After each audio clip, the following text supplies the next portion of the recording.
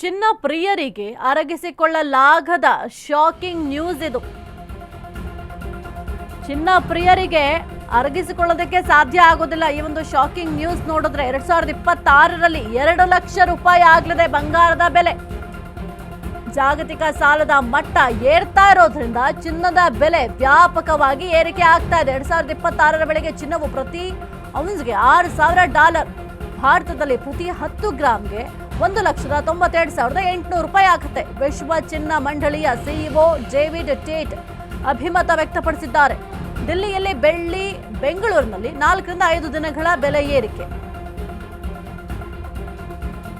ಚಿನ್ನ ಪ್ರಿಯರಿಗೆ ಅರಗಿಸಿಕೊಳ್ಳಲಾಗದ shocking news ಇದು. ಇನ್ನು ಚಿನ್ನ ಖರೀದಿ ಮಾಡಬೇಕಂತಂದ್ರೆ ಬಹಳ ಕಷ್ಟ.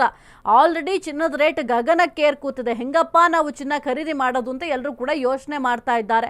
ಆದರೆ ಇನ್ನು ಮುಂದೆಯೂ ಕೂಡ ನಿಮಗೆ ಬಹಳ ಕಷ್ಟ ಆಗುತ್ತೆ ಚಿನ್ನವನ್ನು ಖರೀದಿ ಮಾಡಬೇಕು ಅಂತಂದ್ರೆ.